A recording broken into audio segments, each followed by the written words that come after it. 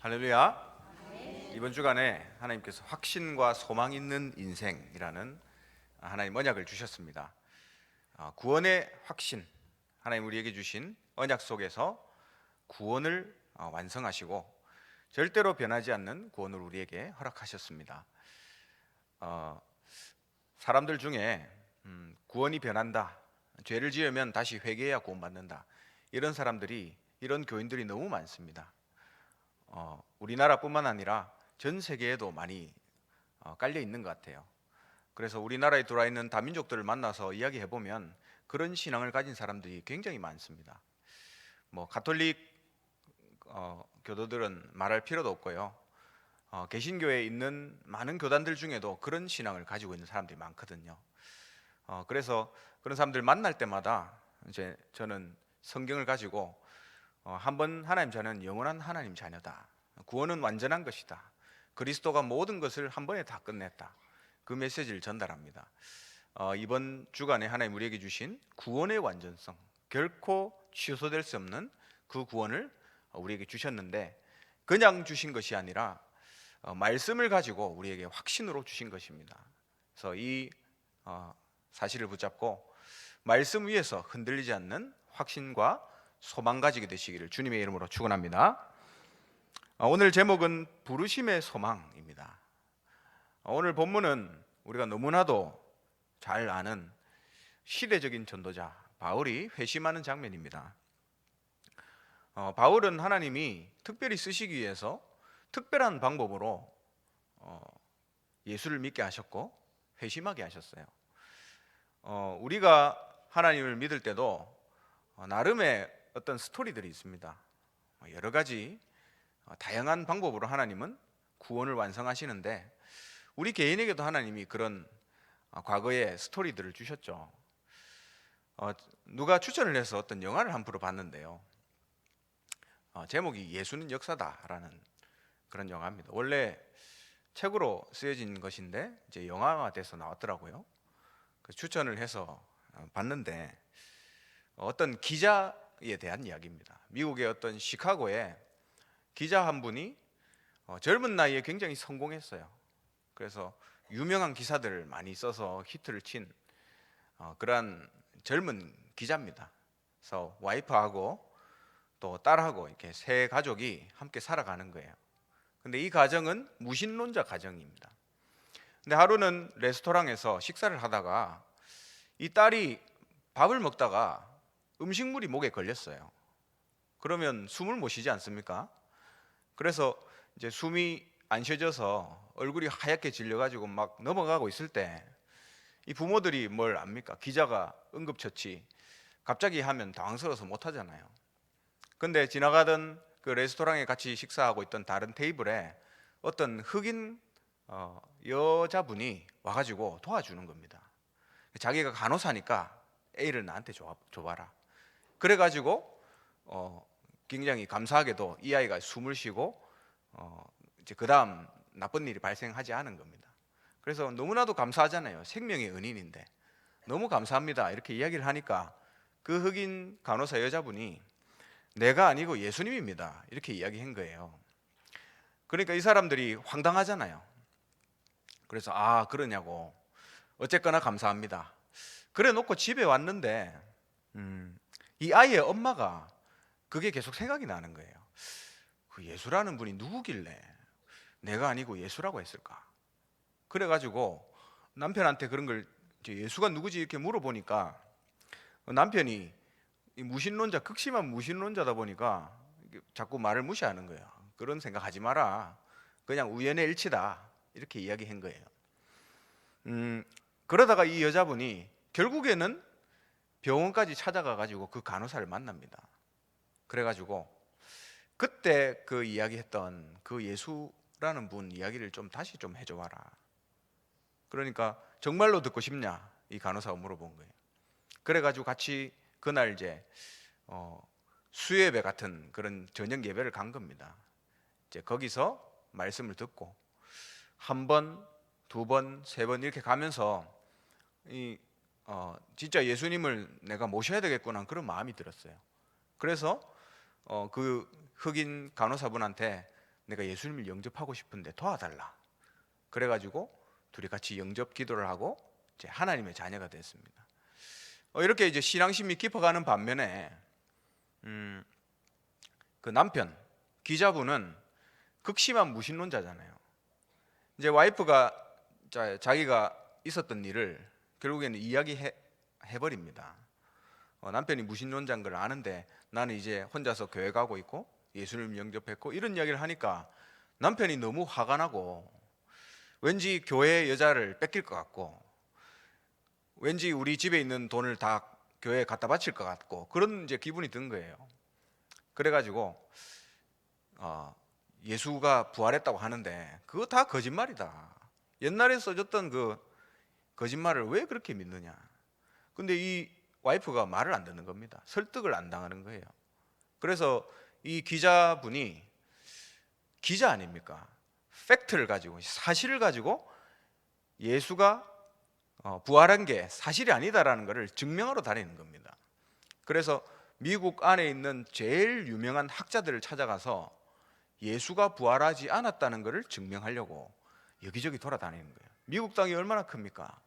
거기 전체를 막 다 돌아다니면서 여러 사람들을 학자들을 만나고 다니는 거예요. 그 중에 제가 생각나는 것이 어떤 심리학자를 만났어요. 그래서 이 심리학자한테 예수님이 살아났다는 것을 본 사람이 그때 당시 역사 기록에 거의 한 500명 가량이 되는데 그 사람들은 원래 예수의 추종자였고 그러면 그 500명이 환상을 본 것이 아닙니까? 심리학자한테 물어봤어요. 그러니까 이 사람이 재밌는 대답을 합니다. 그 예수가 부활하는 것보다 500명이 동시에 환상을 보는 게 더 기적이다. 이렇게 이야기한 거예요. 다른 말로 하면 예수님이 진짜 살아 있었다 이 말입니다. 그리고 또 의학 박사한테 갔어요. 미국에서 제일 유명한 의학 박사한테 예수가 죽은 게 아니고 기절한 거 아닙니까? 물어보니까 이 의학 박사가 예수님이 어떻게 두드려 맞았고 어떻게 십자가에 못 박혔고 어떻게 피를 흘려서 죽었는지를 아주 과학적으로 차트까지 보여주면서 설명하면서 예수는 완전히 죽을 수밖에 없는 상태였다. 그래서 예수님이 죽었다는 걸 증명을 합니다. 그러니까 이 남자가 그래도 나는 예수님이 죽었다고 생각하지 않는다. 그러니까 이 남자분이 이 의학 박사가 남자분한테 굉장히 유명한 과학 잡지 이름을 대면서 당신 그 과학 잡지에 있는 기사들 다 믿느냐 물어봤어요. 그러니까 이 기자가 그 과학 잡지는 내가 가장 신뢰하는 과학 잡지입니다. 그렇게 이야기하니까 이 의학 박사가 자기 서랍에 있는 잡지를 꺼내서 하필이면 그 안에 예수님이 죽었다는 것을 과학적으로 증명한 그 논문을 보여주는 거예요. 그러니까 이 사람이 할 말이 없어진 거죠. 내가 그렇게 신뢰했던 과학 잡지 저널마저도 예수님이 죽었다고 증명했으니까. 이 외에도 여러 군데를 많이 돌아다닙니다. 그러다가 결국에는 혼자서 이제 차에 탁 들어와가지고 앉더라고요. 그 장면에 뭐라고 이야기하냐면 하나님 당신 이겼습니다. 이렇게 이야기하더라고요. 그러면서 그러면 진짜 예수님이 부활한 걸 봤고 예수님은 확실히 죽었고 그럼 예수님이 부활했다는 건데 그때부터 이제 마음문을 열기 시작한 거예요. 그래서 이제 정말로 하나님 은혜 주셔서 이제 하나님이 믿어지기 시작하는 겁니다. 기자답게 사실을 가지고 확인해 본 결과 안 되니까 그런 순간에 하나님이 은혜를 주신 거예요. 그래서 집으로 돌아가 가지고 와이프한테 나 하나님을 믿기로 했다. 그래서 예수님 영접하는 거 도와달라. 이래서 눈물 흘리면서 두 부부가 영접하는 그런 장면입니다. 그래서 이 사람이 그걸 자기 스토리를 책으로 썼어요. 그리고 이 사람은 나중에 목사님이 됩니다. 그래서 미국에서 이제 목회를 하고 있다고 그런 이제 이야기를 들었습니다.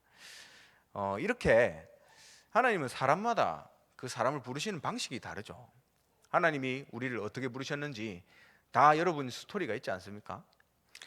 우리 권사님들, 장로님들 간증 들어보면 하나님 어쩜 저렇게 은혜를 주셔서 이 자리까지 오게 하셨는지 참 하나님께 감사하는 그런 간증들을 듣게 됩니다. 하나님께서는 시대마다 또 전 세계에 걸쳐서 하나님이 원하시는 하나님의 사람들을 부르셔서 그 사람들이 감당할 세계복음화를 전부 다 합쳐서 궁극적인 세계복음화를 완성하십니다. 다른 말로 하면 내가 해야 될 이 세계복음화의 파트가 없다면 세계복음화가 완성되지 않는 거예요.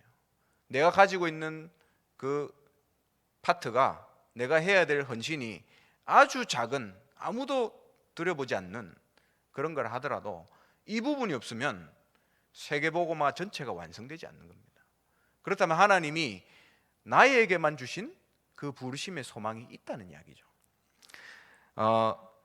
그래서 그것이 가장 소중한 것이고 하나님께서 가장 가치 있게 주신 것이라는 사실을 우리가 믿어야 될 것입니다. 그렇다면 우리에게 이런 과거를 주셨는데 큰 첫 번째로요, 하나님이 우리에게 주신 이 과거는 절대로 우연이 아니다. 그리고 하나님이 실수하신 것이 아니다. 그렇다면 우리에게 주신 과거는 필연이다라는 사실을 믿어야 됩니다. 하나님 자녀의 과거는 필연이다라는 사실을 믿어야 되는 것입니다. 각자의 천명에 맞게 하나님이 우리 인생을 설계하셨어요. 그래서 오늘 제목에 부르심의 소망 그랬는데 에베소서 1장 17절에서 18절에 보면 우리 주 예수 그리스도의 하나님 영광의 아버지께서 지혜와 계시의 영을 너희에게 주사 하나님을 알게 하시고 우리를 구원하셨다는 말씀이시죠. 18절에 보니까 너희의 마음의 눈을 밝히사 그의 부르심의 소망이 무엇인지를 알게 하려 구하노라 그랬습니다. 하나님 우리에게 하나님 자녀 되게 하시고 부르심의 소망을 주셨다는 것입니다. 궁극적으로는 이 부르심의 소망은 우리에게 주신 천국의 축복입니다. 근데 우리가 천국 가기 전에 세상에 있는 동안에 부르심의 그 소망은 각자가 다 다르다는 사실이죠. 우리는 보통 고정관념을 가지고 우리 자녀들을 봅니다. 그래서 우리가 정해놓은 어떤 렘넌트들이 커야 될 로드맵, 어떻게 커야만 한다라는 그 고정관념 틀이 있죠. 성경에 어딜 봐도 그런 틀 속에서 정확하게 자란 사람들이 없습니다. 전부 다 힘든 시간이 있었고 방황하는 시간들이 있었어요. 하나님은 개인마다의 차이를 두시고 개인의 부르심의 소망이 다 다르다는 것이죠. 어제도 집회에서 목사님이 그런 말씀을 하시던데 하나님이 왜 시대적인 전도자 무디를 쓰셨는가? 그 이유는 무디는 과거에 들어간 것이 없기 때문이다. 그렇게 말씀하시더라고요. 그 말은 무디가 많이 배우지 못했다는 겁니다. 우리는 많이 배워야 큰 일을 하는 줄 착각하잖아요. 우리 렘넌트들 공부를 잘했으면 좋겠잖아요. 근데 하나님은 공부를 많이 못한 무디를 세계복음화에 크게 사용하셨습니다. 그렇다면 우리의 고정관념을 지금이라도 당장 깨부숴버려야 되는 거죠. 하나님이 어거스틴이라는 인물을 시대의 종으로 쓰셨습니다. 어거스틴이 어떤 인물이죠? 16세에 유부녀하고 눈이 맞아가지고 사생아를 낳았던 방황했던 인물이에요. 그리고 또 다른 여자를 데리고 살 정도로 계속 그렇게 방탕한 생활을 했습니다. 그러다가 언젠가 하나님이 은혜를 주셔서 회개하고 하나님 앞으로 돌아오게 되죠. 그래서 결국 하나님이 성 어거스틴을 크게 사용하십니다. 유광수 목사님을 봐도요. 우리가 유광수 목사님 그 간증에 들어보면 내가 절대로 싸움에서는 내가 절대 지지 않는다 이런 간증들을 하잖아요. 근데 자세히 생각해 보면 우리가 너무 세뇌당해서 그렇지 알고 보면 동네 양아치였습니다. 동네 양아치. 그렇잖아요. 근데 그 동네 양아치 출신 인물을 하나님이 세계복음화의 지도자로 쓰시고 계신 거예요. 그게 얼마나 참 하나님의 은혜입니까? 만약에 우리가 가진 관념을 가지고 우리 렘넌트들이 크는 거를 잰다. 그러면 이해할 수 있겠어요? 그렇지 않잖아요. 우리의 고정관념을 깨야 되는 거죠.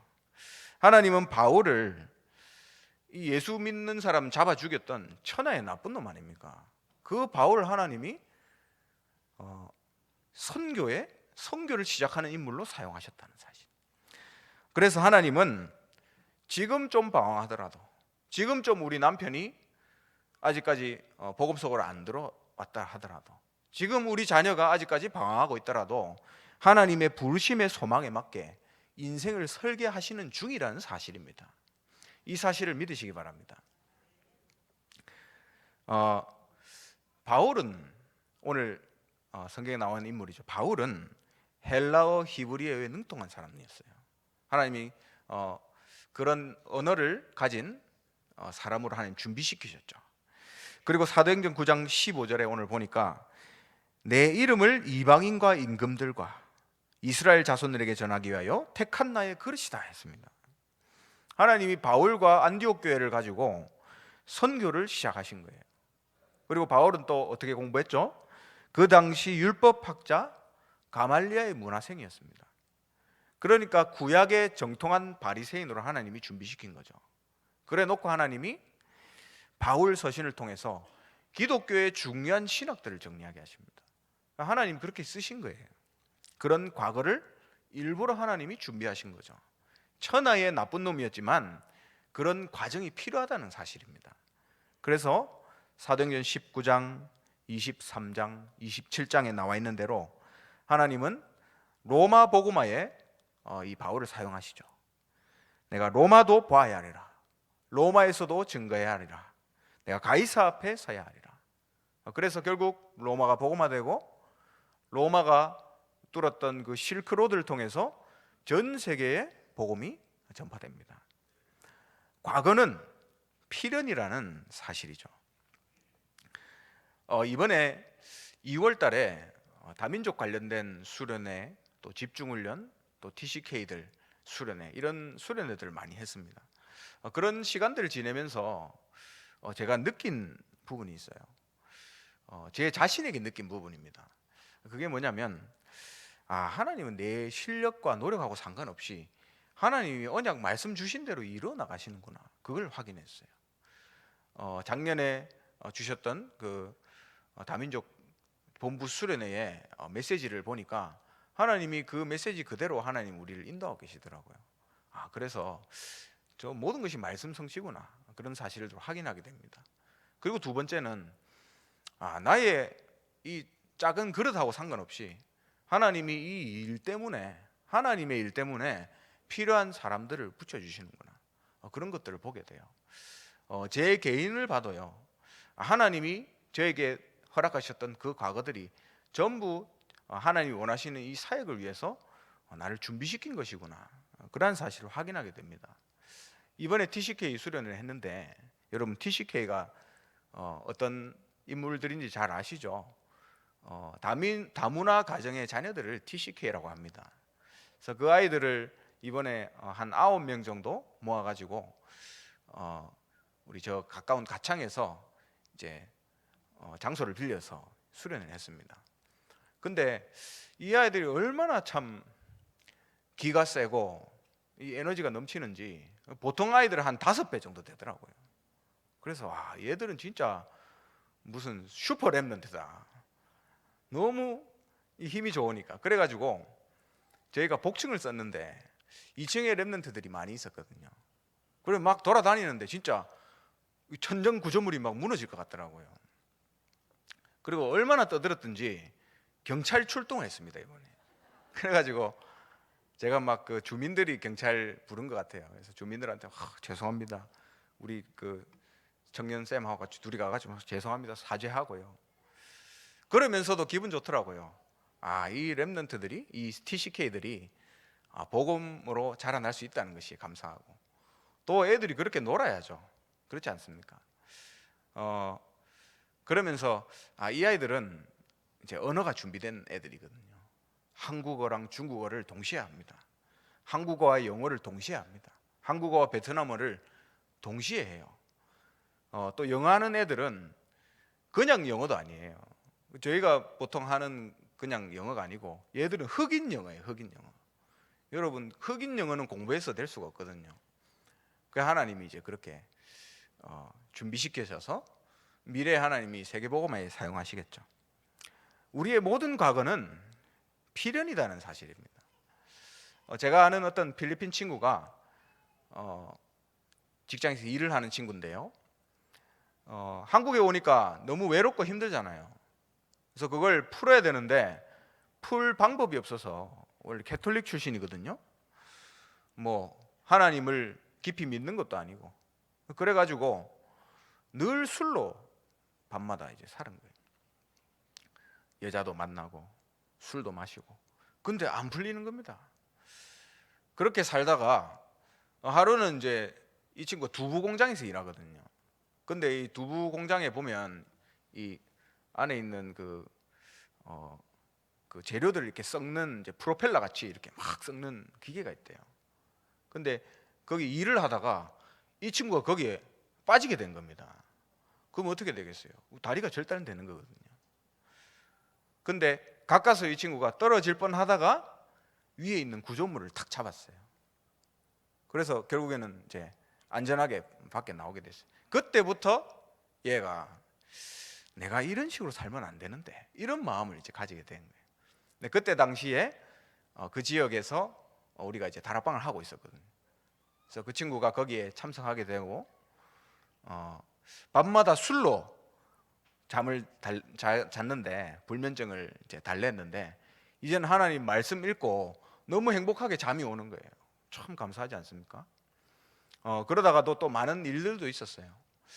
하나님이 또 그런 시련들을 주시면서 이 친구가 성장하게 해주시더라고요. 그래서 이 친구한테 하나님이 주신 마음이, 내가 그러면 내 친구들한테 복음 전해야 되겠다, 이제 이런 마음을 가지게 됐어요. 그래서 제가 구원의 길을 잘 연습시켜 줬거든요. 그러니까 지난주에 자기가 자기 친구들 모아놓고 이렇게 구원의 길 하는, 우리말로 다락방이죠. 이렇게 성경 들고 구원의 길 설명하는 거 사진 찍어서 저한테 보냈더라고요. 그래서 해주니까 다음 주에도 또 하자, 친구들이. 그래가지고 굉장히 기뻐하는 그런 소식을 받았습니다.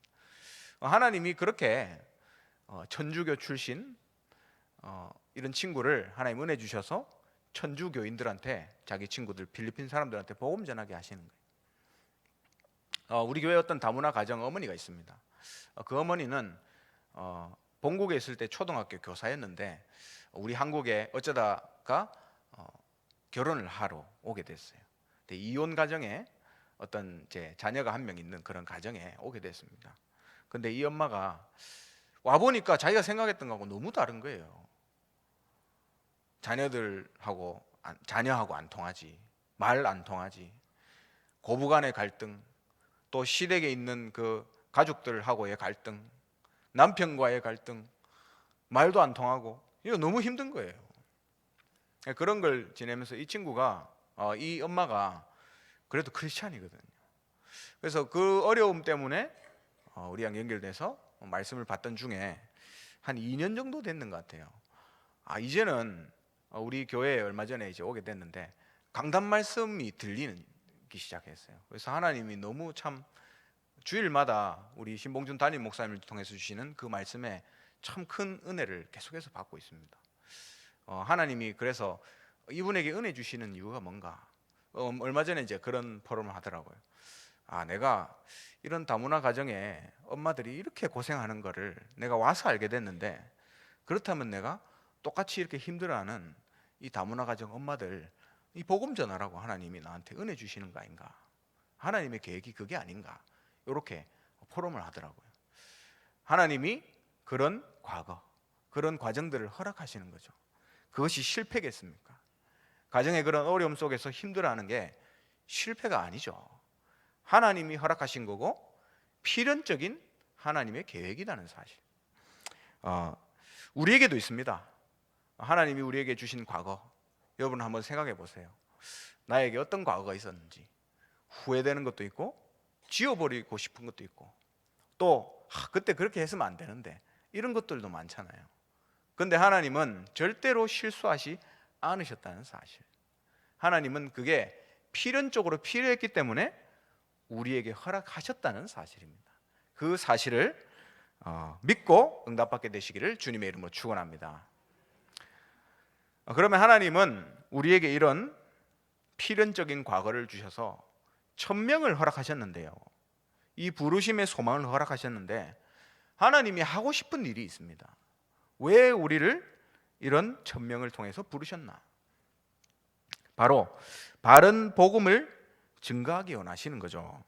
오늘 사도행전 9장에 읽었습니다. 19절에 보니까 사울이 다메섹에 있는 제자들과 함께 며칠 있을새, 20절에 보면 즉시로 각 회당에서 예수가 하나님의 아들이심을 전파하니 했습니다. 예수님이 바로 성자 예수님, 성자 하나님, 곧 하나님이시다, 이걸 증명하고 있는 거죠. 21절에 보면 듣는 사람이 다 놀라 말하되 이 사람이 예루살렘에서 이 이름을 부르는 사람을 멸하려던 자가 아니냐, 여기 온 것도 그들을 결박하여 대제사장들에게 끌어가고자 함이 아니냐 하더라. 그러면서 22절에 보면 사울이 그런 이야기를 하는 유대인들의 이야기를 듣고 더 힘을 얻었다 했습니다.